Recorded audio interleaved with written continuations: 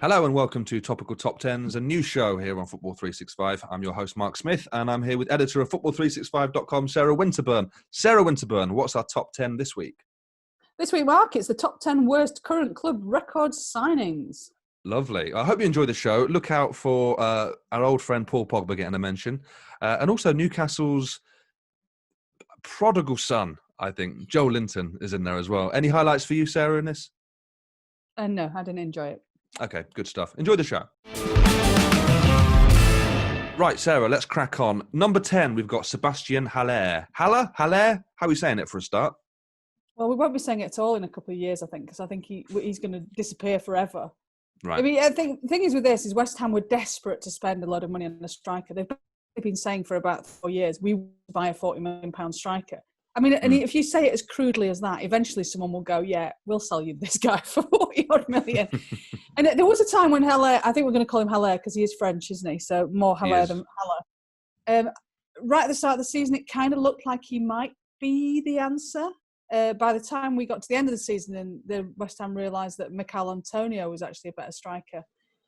The right back, come midfielder, come winger, come whatever. He's actually he's actually far higher up the pecking order at West Ham than poor Sebastian Haller, who will presumably hot-foot it back to Germany within 18 months, and we'll forget he ever existed. So that might be it for him then. I think it might be. I can't see him starting next season. Is this David Moyes? He'll sign somebody from the bloody Championship, won't he? Of course he will. And there'll be a smash hit success as ever. At number 9, we have got Premier League stalwart, Gylfi Sigurdsson. Why has he made the list here? It just stands out, doesn't it, as a bit of a daft... They paid 45 million quid for him. I mean, he's a good player. He's a good 7 out of 10 player. Is he 45 million quid? Is he balls? I think in the end, probably Richarlison will probably end up costing more money than him because of all the add-ons. But for now, Sigurdsson is the man on that list, and Everton fans can't stand him. He's one of those, isn't he? He's another one of those list of players who's kind of failed at bigger clubs and always then end up at Everton and West Ham. They always sort of try and get that. They've got a soft spot for that exact player, haven't they? Oh, Everton love it, don't they? That's exactly why Jesse Lingard will end up there and various other people. He's got to have something about him if he's been at X club or Y club, and they don't think actually there's a reason why he's not still at X club or Y club. Yeah, that's right. Right, number 8 is a player who I thought we might mention during this. It is, of course, Paul Pogba at Man United. See, I defend Paul Pogba, constantly defend Paul Pogba. He's nowhere near as bad as anyone thinks he is.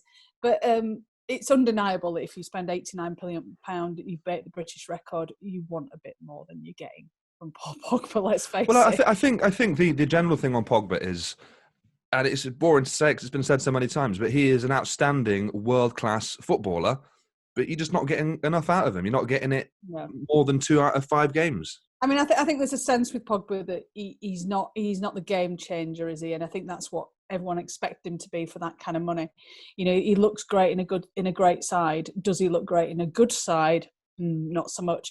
But he's nowhere. Again, I find myself defending him more than I should do because he gets far more criticism than he should do.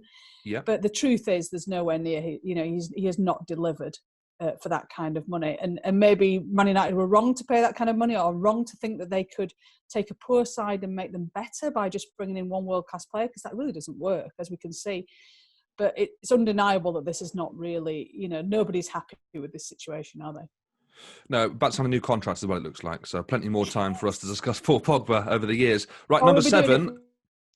Yeah, he'll be there. He'll be there for the next 20 years. We can talk about him non-stop.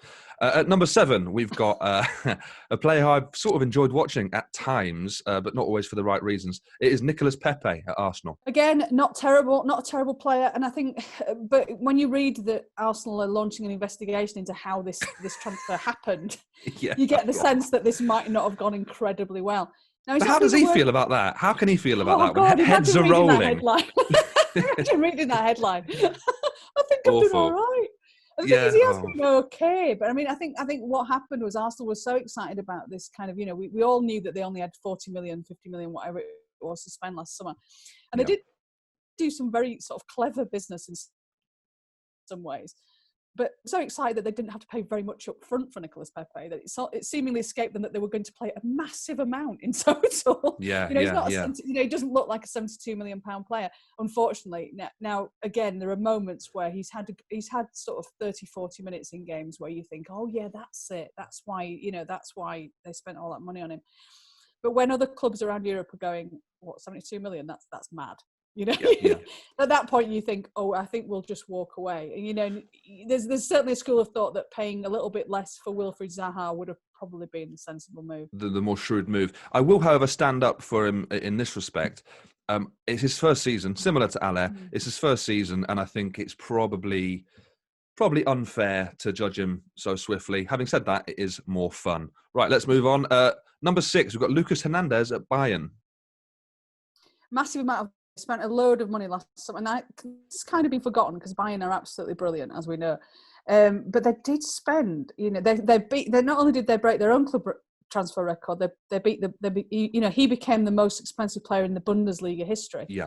Now you might wonder, because he didn't start the 8-2 demolition of Barcelona at the weekend, and nor does he usually start against Bayern. It's gone quite badly. They're already trying to offload him for sort of a lot less than that fee, which was upwards of 70 million, and they're trying to offload him to PSG. It seems a bit silly picking holes in Bayern at the moment, but that team that beat Barcelona only cost 100 million euros to put together. Obviously, they've been lucky in some ways with some players coming through, etc. But that when they have spent big money, it hasn't always worked out, and it's the only thing we can say about them at the moment. Yeah, I mean, it's not. It's as you say, it's very difficult to pick holes in them, isn't it? But yeah, no, fair enough. You know what? Fair enough, Sarah. He was not a great signing. If you're going to try and shift him off to PSG straight away, then that says a lot. Yeah, also, by the way, PSG are now becoming a club they're the safety net for world's biggest transfers. They seem to get linked with everybody. You got these people like Antoine Griezmann and thinking, it's all right because there's always PSG. There's always PSG. There'll always be PSG. Right, moving on, and let's get back to the Premier League. Number 5, we've got Tanguy and Ndombele. I've said this before. I think he's going to be brilliant somewhere else. He's going to move to Barcelona, or he's going to move to Inter Milan or somewhere and be absolutely phenomenal, isn't he? But he is not a Jose Mourinho player by any stretch of the imagination. So is he not a Mourinho player, or is he not a Premier League player? I don't know. You can't help but think if he'd have joined Man City, you wouldn't be seeing the same player, because you'd be asking for different things from him, wouldn't you? Whereas, and we shouldn't forget as well, that he didn't fit in under Pochettino either. So it isn't like Mourinho came along and magically sort of cocked it all up for him. He clearly isn't the kind of all-action midfielder that Mourinho craves in them. If you're getting rid of Ndombele and signing Emile Pierre-Højbjerg, is that how you say it? I've got no idea. Højbjerg. If you're selling him and buying him, you know where your priorities lie, and it's not the kind of player that Ndombele clearly is, and which is a shame because he has looked great in patches. But he's on this list because he is a club record signing. Spurs, it did feel like Spurs had sort of gone up a gear when they signed him, and it turned out they were sort of actually downshifting. Yeah. Well, it's always a risk. It's always a risk whenever you break your transfer record. And anything can happen, that they're humans who have human bodies and human minds. And so and as dull as it is to say this, it's not those players' fault. And Tanguy and Ndombele didn't choose to transfer for 50-odd million quid when he's absolutely right. Worth anywhere near that amount. That's right. Number 4, and this is a player who I thought could have been maybe higher on the list. It's Newcastle United's. How would you describe him? The heir apparent to Alan Shearer is Joe Linton. He could have been number 1, couldn't he? But I thought that was a bit cruel, to be honest. Yeah. There's something quite bumbling about him, which is actually quite, endearing. He is just not very good, and he's but there's nothing in his history to suggest that he was going to be any good. So I kind of like. That's what's mad about this one, isn't it? That's what's so crazy about this. One, because no one saw that signing, £40 million, and it's a lot of money, of Joe Linton, and thought, oh yeah, this is going to absolutely, this is going to smash it. So it's almost like he would have been number one if we'd have thought that. But it's like everyone, you looked at his record and thought, he's not even a striker. What are you doing? Yeah, it felt like they've got the wrong Joe Linton. Maybe there must be another one somewhere. There's one of them, isn't it? But I think it's also worth noting that for Newcastle United, £40 million is an obscene amount of money. It's probably the equivalent of a Man City or a Liverpool or a Man United spending 100 million, isn't it? Mm. Well, it's interesting, isn't it, that that record for Shearer stood for so long. You know, the £50 million record didn't break it. Never spent more than £20 million on a player. Then they break it for Miguel Almiron, who looks achingly ordinary, and then they smash it for. Why not? And, you know, and it's almost like it feels a bit like Mike Ashley going, "See, I do spend money, and it's like that's exactly what it is. Just like, right, I'm going to spend £40 million on a striker because they say I wouldn't. They said I would never spend £40 million on a striker. Well, you still haven't spent £40 million on a striker. You spent it on something. I'm not sure what it is. Right, number 3. This one might get it might get people quite upset. You've gone for Ronaldo at Juventus. I have, and I think this could almost have been number one. And I did wonder about putting him number one, but I'm obviously him winning 2 Serie A titles and scoring a shed load of goals probably could have worked against me on this one. But I think it's quite clear from that transfer.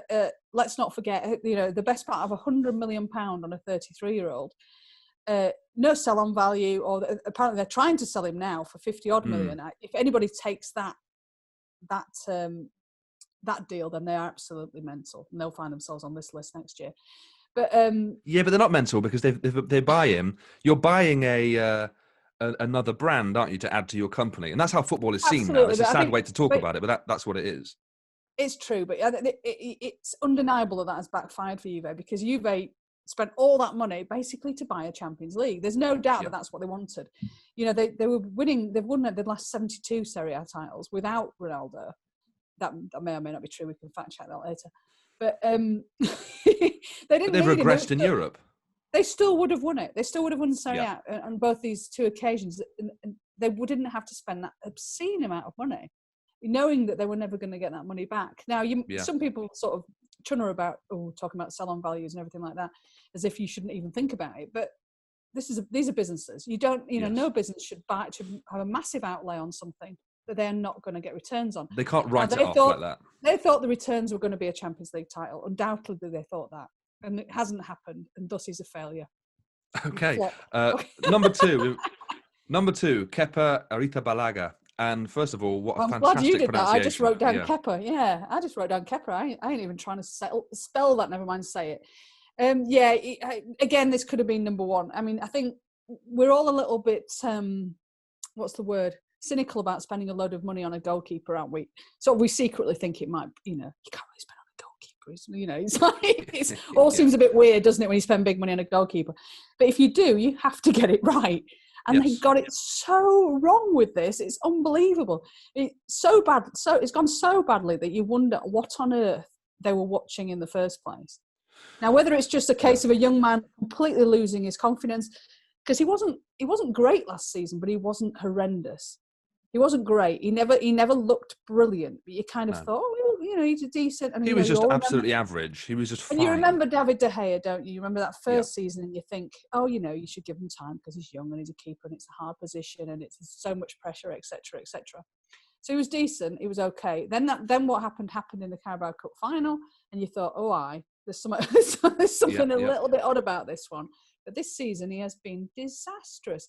I mean, I don't have all the stats to hand, but there's all these statistics about he's the worst keeper that's ever been in the Premier League or something mad. He just doesn't save shots. He just doesn't save them. If you shoot, you've got a mad chance of scoring. And quite often he doesn't look like he's going to try to save them, which is quite bizarre. No. It's like he's almost forgotten the whole concept of being a goalkeeper. It felt like Chelsea had seen what had happened with Man City and Liverpool and brought in an expensive keeper from abroad, and I just think they did it without really checking their notes. It just seems bizarre, though, doesn't it? Surely it's a massive outlay. Again, we're going to talk about club record signing. Most times the club record signing is a striker. Let's face it, in which there's a preponderance of strikers on this list. It's quite rare to make that a midfielder or a defender. It's almost unheard of to make it a goalkeeper. You have to get, and then you end up ending the season with Willy Caballero as your first choice. Great name, well worth saying. Exactly. Oh, absolutely. I just slid it in for that, and I can say it, unlike Kepa. Just Kepa. About. Right, let's go on. This is our number one. Our number one top 10 worst current club record signing is Philippe Coutinho at Barcelona. Tell us, Sarah, why? It's not gone well, has it? Now, you could say he won titles there. He played a very small part in those titles, didn't he? But if you're Barcelona and you're spending that amount of money on a player and you are sending him on loan to a European sort of giant within a couple of years, how badly has that gone? And this just reflects on what Barcelona have done in the last 3 or 4 years, isn't it? They've made a series of terrible signings. You know, I think Sid Lowe said on Twitter they spent £1 billion in the last, I think it was 4 or 5 years he cited, and not one of those players who've been brought in could you argue had been a success. Yeah, that's utterly ridiculous. Well, none of them are even guaranteed starters. No, I mean, Griezmann, that's obviously not gone well. Dembele was a ridiculous amount of money to spend on him. They did a classic thing, didn't they? They sold Neymar, had a massive, wad of money in their pocket. The sensible thing would have been to wait. Obviously, football clubs aren't sensible, and quite often they're run by people with massive egos. Yes. Barcelona can't be seen as a selling club. We have to be a buyer. Thus, we have to go out and spend this money. And of course, every other club in Europe goes, they've seen you coming, haven't they? Liverpool, of course, Liverpool, it has worked out brilliantly for Liverpool, but Liverpool didn't think, Liverpool will be better without Philippe Coutinho. Liverpool thought Liverpool would be better with the £140 million that we'll get. They knew what they were doing. They knew what they were doing from the start of that negotiation. They played it perfectly. And actually, Coutinho going to Barca is the reason that Liverpool are where they are now. Right, that is all we've got time for today, Sarah. Thank you very much. If you at home have got any suggestions for our topical top 10s, get in touch with the show. Or if you just want to, slag us off or whatever, it's at the editor at football365.com. Sarah Winterburn, thank you very much. Thank you very much. And we'll see you guys again next week for more topical top 10s.